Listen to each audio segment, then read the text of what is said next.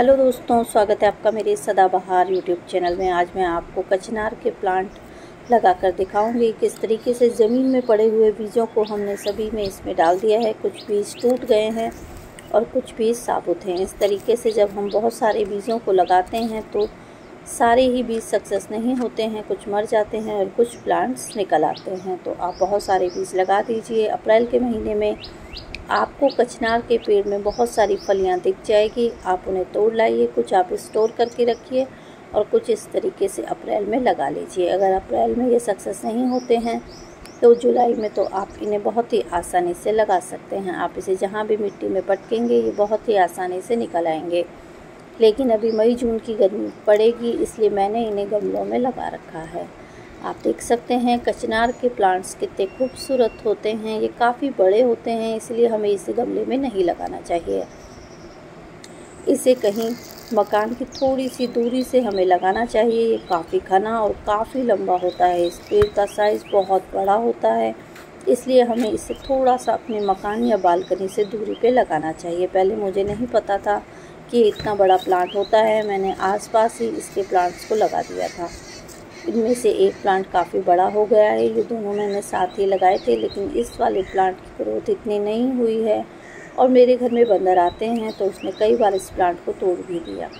कचनार का प्लांट अपने पत्तों की वजह से बेहद ही खूबसूरत लगता है। साथ ही इसमें बहुत सुंदर सुंदर फूल आते हैं जिसे सब्जी बनाने के काम में लिया जाता है। कचनार के फूल बहुत ही फ़ायदेमंद होते हैं, साथ ही इन्हें सब्जी के रूप में बहुत ज़्यादा पसंद किया जाता है। ये एक फूलों का प्लांट तो है ही, साथ ही ये एक औषधीय प्लांट भी है। इस प्लांट के बहुत सारे गुण हैं।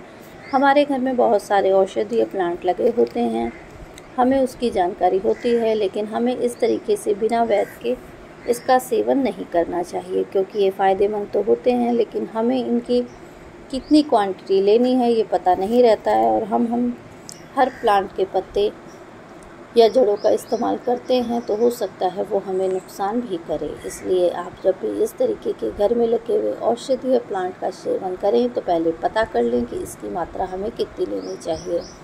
आप देख सकते हैं अप्रैल के महीने में सभी फलियां इसकी किस तरीके से सूख गई है। कुछ फलियां फूट के ज़मीन में बीज नीचे बिखर गए हैं। ये बहुत तेज़ी से बिखरते हैं और छोटे छोटे प्लांट्स हो जाते हैं, लेकिन हम झाड़ू लगाते हैं तो उसमें इसके बीज फिक जाते हैं। इसलिए मैंने बहुत सारी फलियों को तोड़ के रख लिया है। मैंने उसे स्टोर करके रख लिया है। कभी किसी को बीजों की ज़रूरत होगी तो मैं उसे भी बीज दे देती हूँ। साथ ही मैं खुद भी इस तरीके से प्लांट्स लगाती रहती हूँ। आप देख सकते हैं कचनार का प्लांट का साइज़ कितना बड़ा है, इसलिए आप इसे थोड़ा सा मकान से दूरी से लगाइए ताकि आपको बाद में कोई दिक्कत ना हो, क्योंकि फिर इसकी जड़ें काफ़ी बड़ी हो जाती है तो इसे निकालने में भी दिक्कत होती है। तो चलिए अब हम बात करते हैं इसके फ़ायदे के बारे में। कचनार के क्या क्या फ़ायदे हैं। कचनार का प्लांट एक औषधीय प्लांट है। ये बहुत सारी बीमारियों में काम में आता है, जैसे बवासीर, खांसी, दस्त, अपच, अल्सर, मोटापा कम करने में भी इसका इस्तेमाल किया जाता है। टीबी की दवाई बनाने में भी इसका इस्तेमाल किया जाता है। गले में किसी तरीके का इन्फेक्शन और खराश होती है उसके लिए भी इसका इस्तेमाल किया जाता है।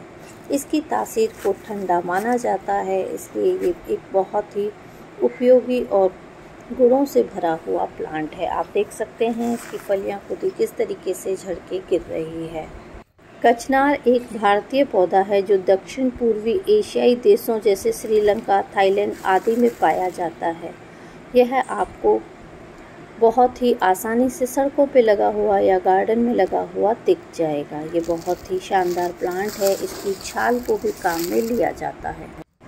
कचनार की छाल शरीर के किसी भी हिस्से की गांठ को गला देता है, फोड़े फुंसी को ख़त्म कर देता है। कचनार का पेड़ और इसकी छाल बहुत ही फ़ायदेमंद है। इसका काढ़ा बनाकर भी किया जाता है। इसका कुल्ला करने से मुंह के छाले भी समाप्त हो जाते हैं।